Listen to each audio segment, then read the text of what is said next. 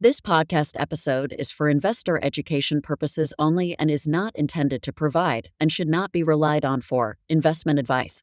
Consult your personal investment advisor before engaging in any securities transaction. Lots of headlines, lots of volatility, lots of noise in general. It's hard to stay on top of it all and see the proverbial forest through the trees. With this in mind, up next, I have a bit of a smorgasbord today. 13 observations, or in some cases factoids, relating to the economy and financial markets you may not know, but probably should. Stay tuned. Welcome on board another edition of our Wise Investor Group podcast. Simon Hamilton here. As you know, if you've been listening for a long time, our stated mission for the past 30 years, I guess, since we've been hosting this podcast and the radio show before that, is to help our listeners become better informed, wise investors. It's a lot easier these days to be informed than it used to be. There are thousands of sources you can consult at ease for no cost at any time. But I think it's harder to be wiser. How do you sift through and find what's salient, what the market actually cares about, and more importantly, what you should actually care about? So, in no particular order, I thought I'd share kind of a baker's dozen of observations covering a fairly wide scope that you may not be fully aware of if you find yourself getting lost in the shuffle, especially given the somewhat muddied start to the year and certainly muddied reaction to fourth quarter earnings reports over the past couple of weeks. No doubt our listeners are wiser than most, but still, I thought this episode might be helpful. So, the first thing that kind of comes to mind is that the market, and when I say the market, I'm talking about the S&P 500. I know a lot of people follow other benchmarks, but for the purposes of simplicity, let's talk about the S&P 500. S&P, within the last couple of weeks, hit a new all-time high. New all-time high. Previous high, of course, was roughly this time exactly 2 years ago. I think it was the first or second week in January of 2022. We had a terrible 2022, of course. A good rebound last year, but still just broke back to new highs just 2 weeks ago. In fact, the drought was pretty long. What's that? Put it this way. In terms of the number, it took, we got back over 4,900 on the S&P. It took 757 days, by my count, to go from 48 to 4,900 on the S&P. That's the longest gap between 100-point milestones since March of 2000 through May of 2013. That was according to Charlie Bolello. Historic stuff here. But the reason I bring this up is there's this whole idea that we should fear new, all-time highs, that what goes up has to come down, and that all-time highs are a reason to be taking money off the table. Well, the history suggests something else, and you may not know the statistics behind it. Keith Lerner over at Truist said the other day he reviewed similar instances since 1954 when it took at least a year for the S&P to make a record high. Okay? And what he found was that 93% of the time, the index was still positive 12 months later, with an average return of 14%. And even over shorter periods of time, the numbers weren't quite as good, but still, on average, market went up over 1 month, 3 month, and 6 month basis. What you also may not know is that the S&P trades within 5% of its all-time highs, about 44% of the time, going back 100 years. Within 10% of all-time highs, about 60% of the time. So this is not unusual. Over the past 50 years, according to the same guy, the guy at Truist, over the past 50 years, had you invested in the S&P at an all-time high, your investment would have been higher a year later about 73% of the time, with a median return of 12%. So I know I'm kind of throwing a bunch of stats at you, but you get the point. The one other thing that I thought was very interesting, I saw a chart from J.P. Morgan this week. They looked at average cumulative S&P returns going back to January 1st of 1988 through today. And this is pretty interesting. If you invested on any given day, okay, versus investing at all-time highs, it's amazing how close the numbers are. If you look at the performance on a one-year basis, and if you invest on any given day, 11.7% 1 year later. Invested all-time highs, 14.6%. You did better investing at all-time highs. Same thing when you go out 3 years and 5 years. If you go out 3 years, 39.1%, investing on any given day, 50.4% investing at all-time highs. So it's not just that you shouldn't fear all-time highs. Historically, you've done better. Pretty amazing. Now, obviously, past performance is no guarantee of future success, but odds are that just because the market has recovered from where it was, not a reason to run for the hills. And by the way, and I've quoted these statistics a lot, the cost of trying to time the market, like if you think you can take money off the table and get back in, those costs are pretty high. I saw the updated data for last year. So for 2023, according to Sandbox Financial Partners, for 2023, if you just missed the 5 best days, last year, you just missed the 5 best days, your return on the S&P, get this, dropped in half, from 24% down to about 12.68, dropped in half. If you missed just the 10 best days, your return went from 24 and change down to 3.71, and if you missed the 20 best days, you actually had a negative return, and not just negative, down 9%. That is absolutely stunning data, folks. If you are trying to time and think that you can hop in, hop out of the market, particularly, like I said, if you're thinking maybe I should take some money off the table. So that's the first thing you may not know. You may have known that data, but most people may not have realized how good the market has been historically once we hit a new high. Another thing you may not know is the stock market is actually cheaper today than it was 2 years ago. And again, I know that's not kind of how the headlines sound, right? But according to UBS, Jonathan Golub over there, followed him for a long time, when stock prices topped January 3rd of 22, if you look at today, I should say, versus then, 2 years later, earnings estimates are almost exactly 10% higher, and valuations are about 8.2% lower, which equates to about 1.8 times earnings, on a percentage basis. And get this, 77% of S&P 500 companies trade at a discount to where they were 2 years ago. That's another stunning statistic that I would say most people don't know.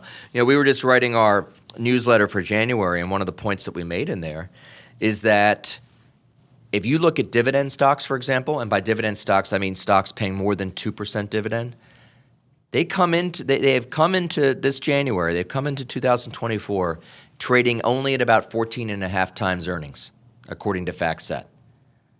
That's not just like modest, that's actually cheap. That's cheap versus any sort of historical valuation, at least in the modern era. So anybody who tells you that the market's super expensive after having a good 2023, there are certainly pockets of the market that look bubbly, if you will. But the overall market, there is plenty of names that do not screen as expensive. And kind of following up on that, another thing you may not realize is some of the extremes that we've had in the market. And we've talked about this before over the past few months, value versus growth, dividend versus non-dividend. But you're also seeing it at the sector level.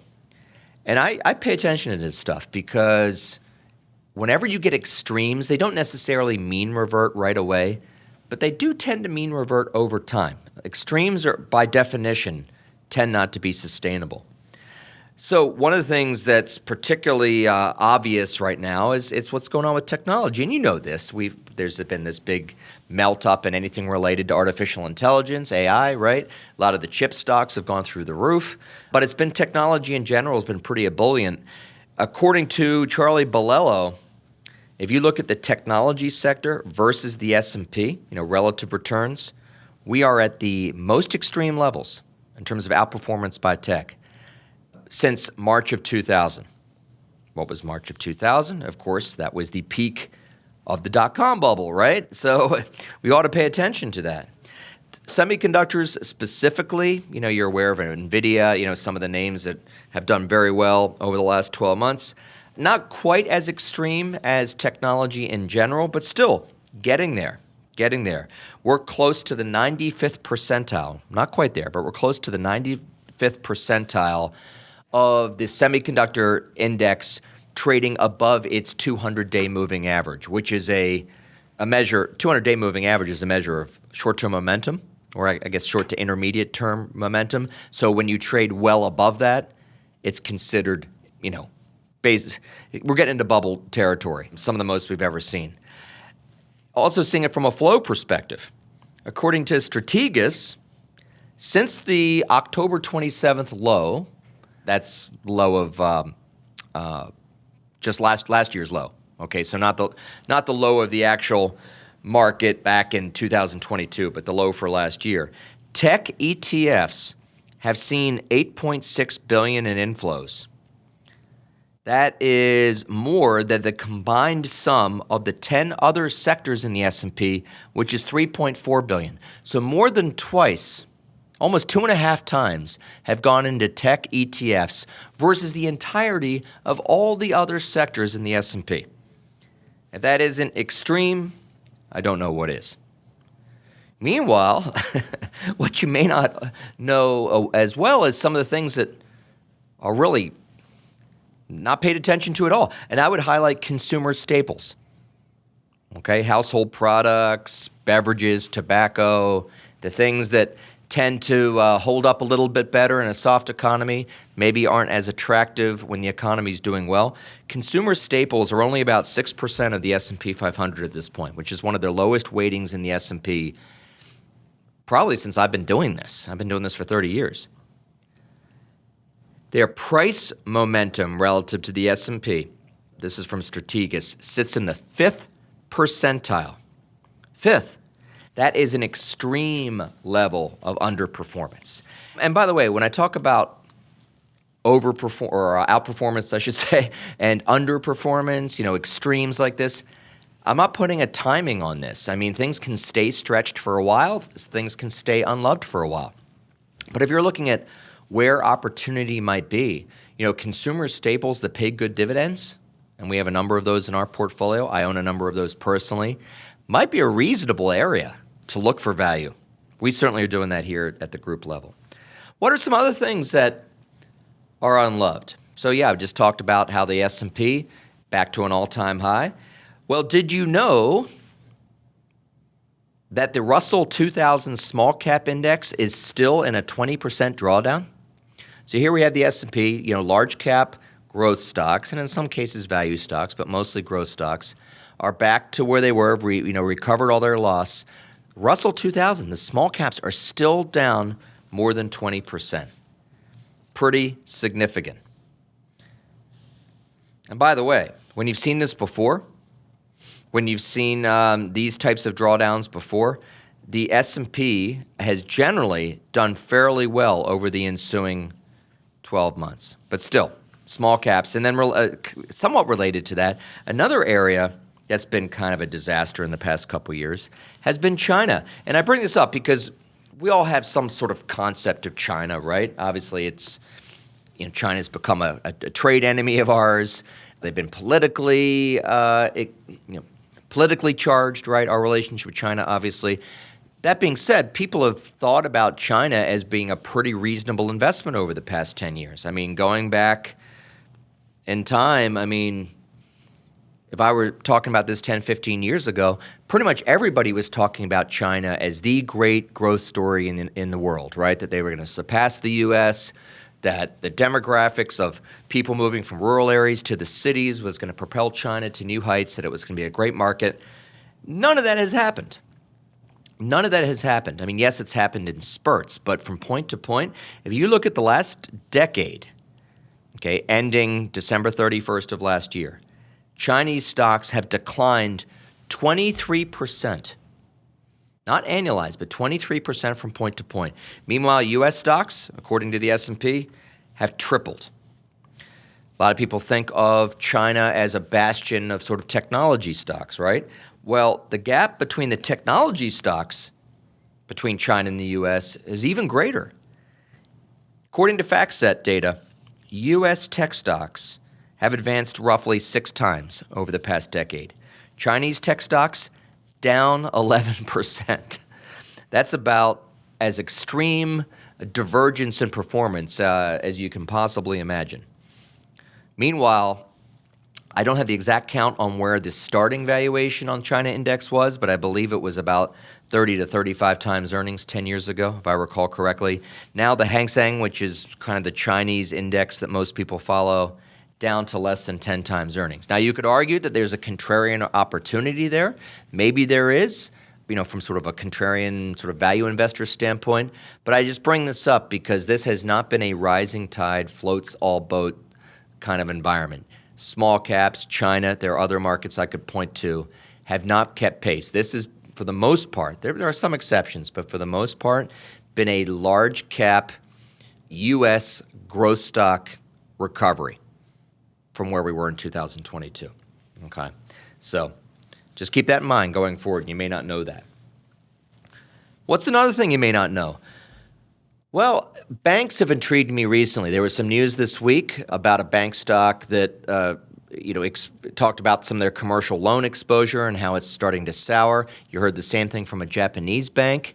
You're starting to see some real cracks in the commercial real estate market, which shouldn't really surprise anyone with what's going on with vacancies and people working from home and tougher credit conditions. But still, the Silicon Valley blow up last spring, 9-10 months ago, has not, yes, it's quieted, but it is not gone. We are going to see ripple effects from that. But what you may not know is that the rich have gotten richer. And I'll highlight JP Morgan stock. It's a stock that we own in a number of our portfolios. I also own personally, so you should decide whether I have any inherent conflict of interest when I talk about JP Morgan. But JP Morgan, if you look at their most recent quarterly results, they came out a couple weeks ago, 3 weeks ago, I think. They led all the big banks with a 12% increase in revenues over the past year, a 34% increase in net interest income. That was better than anybody else, better than any of the big guys. Not only that, their net income of about $49 billion was the highest ever recorded for any bank in history, not just U.S. history, global history. This is according to FactSet. And, of course, the stock is up roughly 25, 26% over the past 12 months, within a percent or two of its all-time high. Meanwhile, the regional bank index is down 10%. So JP Morgan up about 25, 26%, regional bank index down about 10%, and still down about 30% from its annual high. So I'm not necessarily making a pitch for JP Morgan here. I just saying it as a point of fact that as assets have left some of these regional banking stocks that or companies that, quite frankly, also have a much higher percentage of their revenues coming from commercial real estate, I think with financials, you really want to stick with quality, okay? You may not know that there's that much of a disparity between kind of the haves and the have-nots, and that may not change anytime soon. That may actually get wider over the next couple of years, which is, of course, contrary to what the regulators would like to see, the politicians would like to see, but that's been happening. What else? I think this is something we've talked about for years on this podcast, the disconnect that often happens between sentiment and fundamentals. I think it was Benjamin Graham, right? The patron saint of value investing, Warren Buffett's mentor, who said that in the short run, the market's a voting machine. In the long run, it's a weighing machine, meaning in the short run, it tends to be extremely affected by sentiment and just kind of consumer whims and emotions, investor whims and emotions. But over the long term, stock prices tend to be determined by fundamentals, i.e. earnings growth. I wanted to highlight Tesla for a second, and I'm not here to pick on Tesla. I don't own Tesla personally. I think we have some clients that have Tesla, but it's not something that we've bought at the group level or the portfolio level. But Tesla's a really good example of this. And again, I don't really have any sort of research opinion on Tesla. But I will say this. Stock's down about 25% this year, okay? And it's only first couple days of February. But what's amazing about Tesla is the swings between the return of the stock, the return in the stock, I should say, and their revenue growth. So, for example, 2020, the COVID year. This is according to Charlie Bolello. The stock went up something like 740% that year. I mean, it went completely nuts. Revenues were 28%. Okay. Flash forward to 2022. Revenues are pretty good. Revenues went up 51%, but the stock went down 65%. Last year was another disconnect. Stock doubled. Stock went up 102%. Revenues were only up 19%. So you add it all up, mean, by my math, Tesla's stock is roughly down something like 37%, maybe 35% over the past 3 years, with the S&P up about 33%. Valuation, they were at over 30 times sales a couple years ago. Now they're at 6.7 times sales. And in that same period of time, their revenues have tripled. So here you have a stock that revenues have tripled, so their fundamentals have improved dramatically in the past 3 years. But their valuations collapsed from over 30 times sales to about 6.5 times sales, and their stock has significantly underperformed the S&P. So why do I bring this up? I bring this up because you may not know that. First off, you may not know that Tesla, everybody thinks of Tesla as a home run, but if you look at them in the last few years, that has not been the case. But the point I wanted to make is how sentiment changes in investor appetite, and Tesla tends to be the kind of the poster child of this because it's such a cult stock. Elon Musk is such a cult figure. Those disconnects can be gigantic. And it also shows you that if the starting valuation is too high, no matter how good the fundamentals might be, it's very difficult for the stock to be a winning investment. That's one of my fears right now about some of these semiconductor stocks, is that even though the revenue trajectory looks to be very promising, if the starting valuation gets too frothy, they're not going to be great stocks to own. I'm not sure that we're quite at that point yet, but that's something to keep an eye on. So, something you may not know. The other thing I just wanted to mention, and this is sort of topical, and I'm not going to get too much in the weeds on this. A lot of people draw a straight line between economic data or economic headlines, sometimes geopolitical headlines, and impact on the market, or even impact on the economic data for that matter. Rarely is it that simple. And one of the examples I would use recently is there's been a lot of talk, I've seen in the Wall Street Journal, I've seen in the Washington Post, other places about all these disruptions currently in the Red Sea, which is, ships are getting blockaded, shipping routes are getting congested, and shipping costs could go through the roof, and in some cases already are going through the roof. And people have talked about how that could potentially feed yet another round of inflation. But if you look at the reality, I read a really good piece from Goldman Sachs this week from Joseph Briggs over there. He's an economist that I followed on and off for the last few years. By his math, and I think his math looks pretty sound to me, international shipping costs make up less than 1.5% of the price of final consumption goods. Okay, about 1.5%. Meanwhile, only about half of goods are globally shipped by sea, right? A lot of them are flown, a lot of them are trucked. So sea freight costs contribute only about 0.7% to final goods prices. If you assume that about 50% of the cost increase, the shipping cost increase, is passed through to consumers, then by that math, 100% increase in sea transport costs would raise core goods price levels by less than 0.4%. And given that core goods account for roughly a third of total global core spending, a doubling of global sea freight costs would only raise global core prices by about 0.1%. So I hope I may have lost you in the math there. I apologize. It would have been better on a graph than through a podcast. Point is, even if these shipping costs go through the roof, it's likely to have a negligible effect. So again, the premise of this podcast is some things that you might not know but probably should. There have been a lot of alarmist headlines talking about this, right? If you do the math, and again, it's Goldman Sachs' math, but I think it's sound math, the reality just may not play out that way. What's another thing that you may not know, but you probably should? Well, I've talked about this a lot recently, that the economy is better than you think. And when I say you, I'm not pointing fingers at anyone, but I have made the point pretty consistently over the past few months that outlooks on the economy over the last decade in particular, 5 years specifically, have been really correlated with people's political leanings. In other words, if you poll how Republicans think about the economy today, if you poll how Democrats think about the economy under Trump, that's where you get the negativity, right? And it's very polarized. And that's continued today, and that's one of the reasons why Biden's approval rating is so low. I think it's political polarization. My caveat here is I think presidents don't have a whole lot to do with the economy. whether it's Obama, Trump, or Biden. So I tend to not give a whole lot of credit to the president when things are good and not a whole lot of blame when things are bad. So I'm coming at this from a very politically agnostic point of view.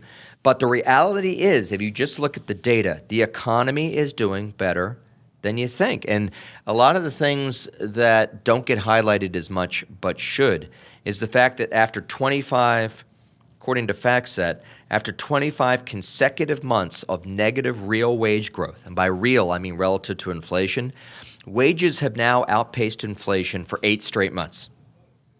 And it's by a good couple percent. That's, I think, a big reason, in my opinion, why the American consumer keeps spending money. Yes, he or she may have burnt through a lot of the COVID savings, may have burned through stimulus checks, but when your real income is positive by a couple percent and you have a job, right? Unemployment's still only 3.7, 3.8%, you're probably going to keep spending. Consumer balance sheets are in a much better place than they have been really at any time in the past 30, 40 years. Now, yes, they're not quite as good as they were 6 months ago, but if you look at incomes, or I should say debt service relative to incomes, they're still some of the lowest levels ever recorded.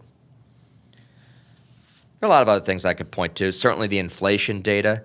I mean, let me go back a second. I don't think anybody thought that GDP was going to be over 3% in the fourth quarter. And I realize that's looking in the rearview mirror. That's past data. But all of the major components of GDP, every single one, inventories, government spending, exports, residential investment, non-residential investment, they were all positive. We've talked a lot about inflation. I'm not going to belabor the inflation point. But inflation is coming down pretty rapidly. The core PCE deflator, which is the economic, or I should say the inflation measure that the Fed pays the most attention to, rose in the recent reading at a 2% annualized rate for the second quarter in a row. That's basically in line with the Fed's target. Now, I know Chairman Powell said just this week that we need to see more evidence that inflation is put to bed, and I respect that. He doesn't want a repeat of the 70s where it came back. But it's not just, the official levels of CPI that are coming down. It's all types of inflation coming down. Import prices, producer prices, used car prices, M2 money supply has been dropping like a stone. These are all reflective of the fact that I think inflation will continue to come down. And one more thing on sort of the macro picture. I am not de-emphasizing our debt and deficit picture at all. Okay, I take those risks very seriously. But keep in mind, even though government debt, and this is something that, again, along the lines of something that you may not know because so many of the headlines are negative and alarmist about our debt and how it's about to eclipse what we're spending on Medicare and Social Security. Well, yeah, our current debt situation is around trillion with a T, right? 34 trillion and counting. But I think one of the key points is look at interest expense as a percentage of GDP. It's down around 3.7% according to Y charts. Let's call it 4% to be conservative. It was much higher at multiple points. In fact, for the entirety of, I would say, 1985, give or take, through 1995, so that whole decade, we were at a much higher level.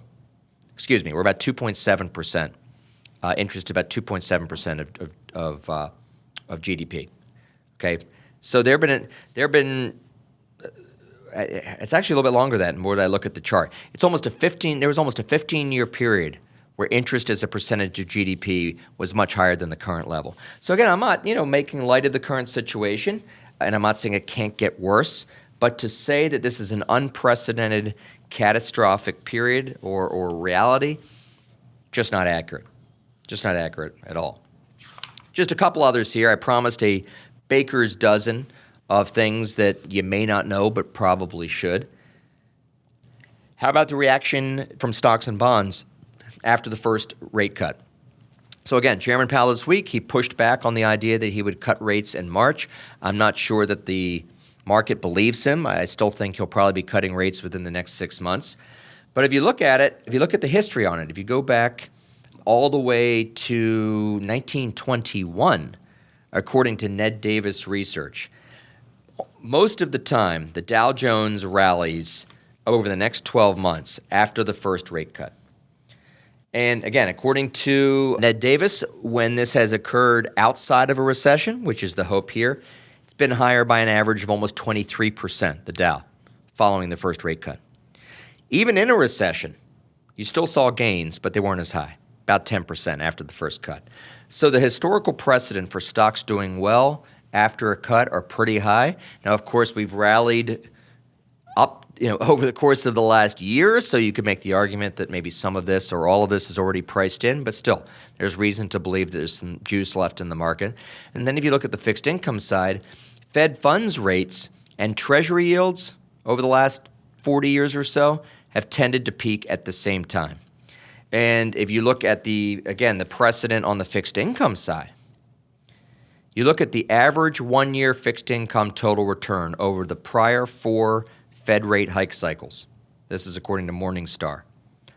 Whether you look at the period 3 months before the peak in rates, from the peak in rates, 3 months after the peak in rates, to 6 months after the peak in rates. If you look at a year following all those kind of milestones, those time intervals, fixed income, according to the Barclays Aggregate Credit Index, was positive either high single digits, low double digits over all those, time periods is the way I would put it. Again, that was according to Morningstar. So, again, the caveat is past performance is no guarantee of future results. But if you look at the precedent for stocks and bonds following a Fed rate cut, pretty darn good. Just have one more for you. And I'll end on this because this is not end of story. We'll be talking a lot more, I'm sure, about the election over the next 9 months or so. But a lot of people automatically assume that an election year is a bad year. That's not the case. It's not the case. Can there be volatility? Absolutely. In fact, February tends to be one of the bumpiest months in a typical election year. But again, according to Y Charts, I'm using their data again, stocks have done slightly better during election years. This is going back to 1921, than non-election years, up about 10% versus 9.7%. And the typical 60-40 portfolio, going back to the same time, has gained about 8.7% during presidential election years versus 7.7% for non-election years.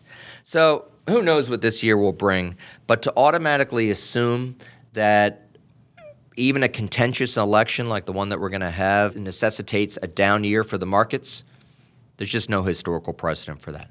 So I hope that was helpful. I know I skipped around a lot. I talked about the economy. I talked about the markets. But there's so much bad information out there. And even if it's not bad information, it's alarmist information, right? It's headlines designed to capture your attention. But in many cases, the facts, the realities are lost in the shuffle. So hopefully that was helpful. Have a few more minutes here. Stick with me. I'll be back in a minute.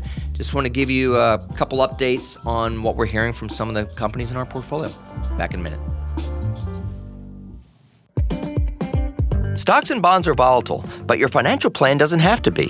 Have you sat down to map out an investment plan you can trust when emotions and headlines stir panic? I'm Simon Hamilton with the Wise Investor Show. Every week, we discuss the latest financial trends and what investors need to know about them. To learn more about how to stay grounded and to become a better informed, wise investor, listen to the Wise Investor Show at thewiseinvestorgroup.com or find us on your favorite podcast app. The information contained in this podcast represents the opinions of the hosts and guests and does not necessarily represent the views of Raymond, James & Associates, Inc., the Wise Investor Group, or their respective affiliates and employees. This podcast is for investor educational purposes only and is not intended to provide and should not be relied on for investment advice. The contents of this podcast do not purport to constitute a comprehensive summary of all information necessary to base an investment decision. Past performance is not a guarantee of future results. Securities mentioned in this this podcast may not be suitable for all investors. Seek the advice of your financial advisor or other qualified financial service provider with any questions you may have regarding your individual situation. Discuss any tax or legal matters with the appropriate professional advisors. Raymond James and Associates, Inc., member New York Stock Exchange, SIPC. Welcome back to the Wise Investor Group podcast. I'm Simon Hamilton. As you know, we're in the throes of fourth quarter earnings reporting season. It's been pretty mixed so far. I think the bar was really high because stocks, the S&P, of course, rallied most of last year, driven by the Magnificent Seven. But even in the last month and a half of the year, the market broadened out, and so a number of stocks ended up doing well. So coming into this quarter, certainly there's that proverbial, buy the rumor, sell the news phenomenon going on. And so companies that are coming out with decent earnings, not necessarily great earnings, in many cases are being punished.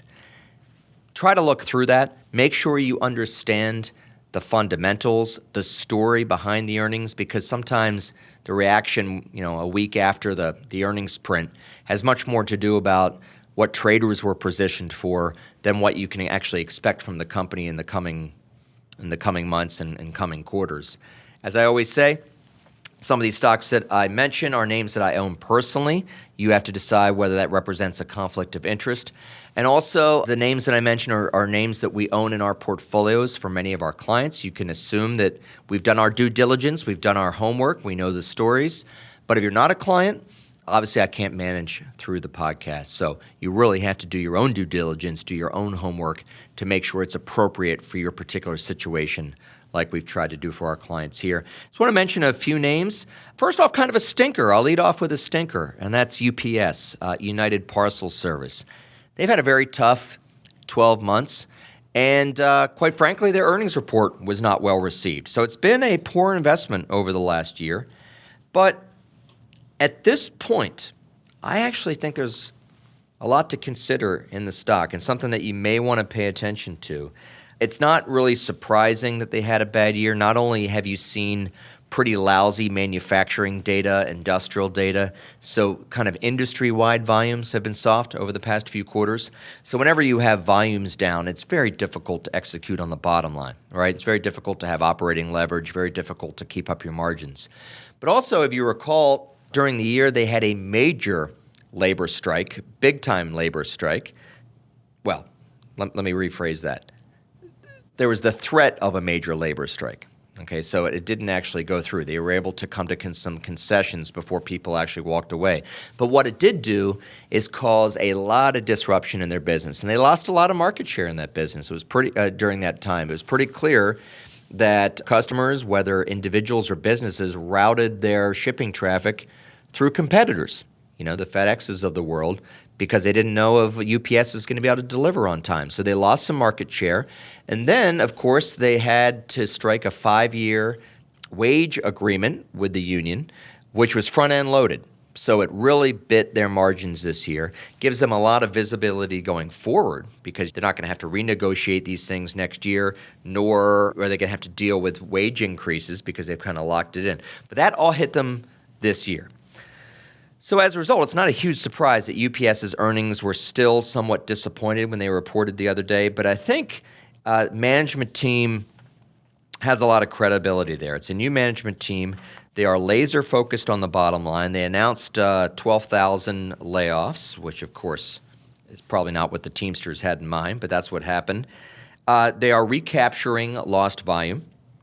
There's a report from Goldman Sachs that says that they still have about $600,000 per day of diverted freight to try to win back, which by itself could add a good half point to volume growth over the course of the next couple of quarters. They also noted that the stock is the cheapest it's been in a long, long time. Now people are starting to look forward to 2025 numbers. Goldman notes that they're only at about 14 times, maybe less than 14 times 2025 earnings, which is the cheapest they've been in a long, long time. So the idea is that assuming we don't go into a deep recession, which I know is still a risk, but let's say we don't, their volume should recover and their margin profile should improve significantly. So I think at this valuation, I hate to use the term that the stock has been de-risked because things can always happen. Like I said, I think the major risk there is a macroeconomic risk, so that's something to keep in mind. But knowing what we know, I think UPS is a sensible name to think about here for patient investors. This is not going to be something where you're going to wake up next week and it's going to be up 30%. I think you have to be patient here, but I think the risk-reward could easily stack in your favor. So take a look at UPS for sort of the value side of your portfolio, see if it works for you. On the growth side, you have to like what you saw from Microsoft, symbol MSFT. I think everyone knows that Microsoft has been a big winner for investors over the course of the last year, has had a really good return. Of course, they had a lousy return in 2022, but still, nice recovery last year, much of it on the strength of their exposure to AI.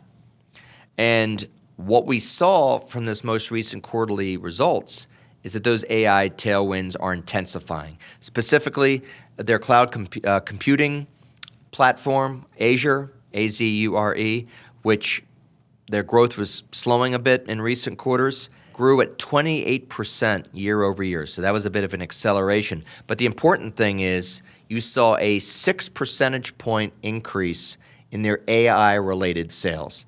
Now, granted, it did take away from some of their non-AI related cloud computing sales, but still, the acceleration there is, I think, what investors are keying on. And what I was particularly attracted to is that they are significantly increasing their operating expenditure budget. They're investing heavily in AI for future growth, but they still were able to raise their guidance for margins, bottom line profitability over the next year. I think the risk to Microsoft is the valuation. I mean, it's not a cheap stock. Trading 37, 38 times earnings, their most expensive multiple in a long time.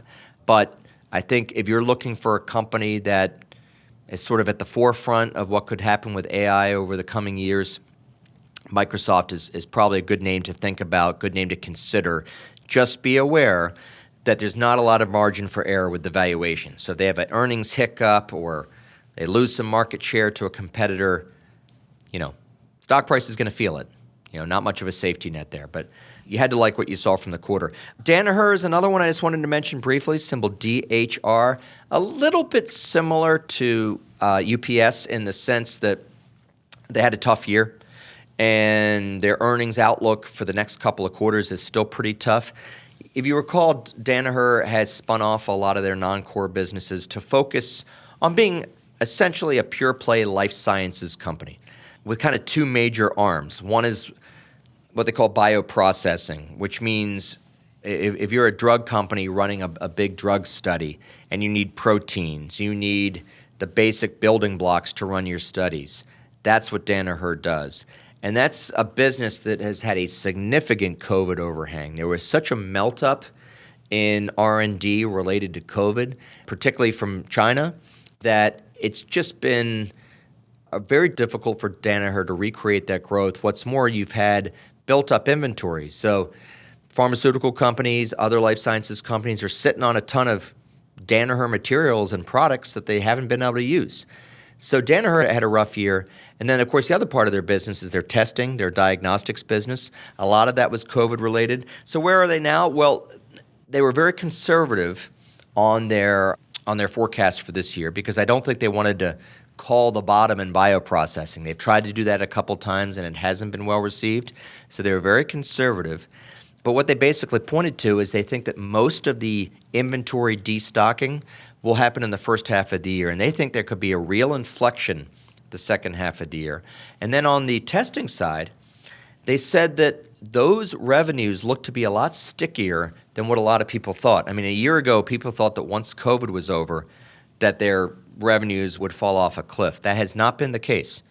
Due to the still prevalence of COVID, due to respiratory viruses, they've settled in at a pretty consistent revenue rate there that I think has surprised a lot of people to the upside.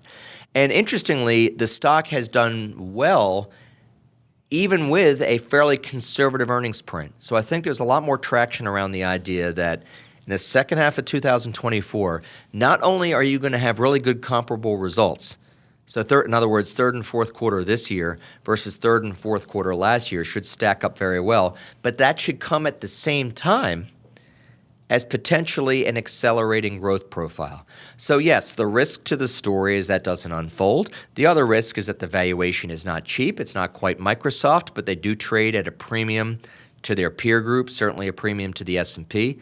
But if the company is right that we have seen the bottom and the second half story looks a lot better, that will be more than justified. And Danaher, the long-term merits of Danaher have really never been questioned. I think people really believe in the market share of their businesses, the long-term fundamental for those businesses, and the demand for their businesses. It's just how quickly can they return to the type of growth profile they've had for most of the last decade. That's the question. So I think, again, it's a stock I own personally. It's one that we have in our portfolios for many of our clients. We're willing to stay patient. If you're a patient investor and you don't own it, it's something that you may want to take a look at. Not to mention, right, healthcare in general was a lousy sector last year, starting to do better so far this year. Maybe there's some money, some funds that come back into the healthcare space and find its way to Danaher. Obviously, there are a lot of other names that have reported this last couple weeks that I have not had time for. My colleague Chase Hinderstein, I know, will comment on a few reports next week. I'll be back in 2 weeks, and I will certainly cover some of the reports that I haven't had time to today. Hope this was helpful. As always, be safe, stay healthy, and I wish you wise investing. The information contained in this podcast represents the opinions of the hosts and guests and does not necessarily represent the views of Raymond James and Associates, Inc., the Wise Investor Group, or their respective affiliates and employees. This podcast is for investor educational purposes only and is not intended to provide and should not be relied on for investment advice. The contents of this podcast do not purport to constitute a comprehensive summary of all information necessary to base an investment decision. Past performance is not a guarantee of future results. Securities mentioned in this podcast may not be suitable for all investors.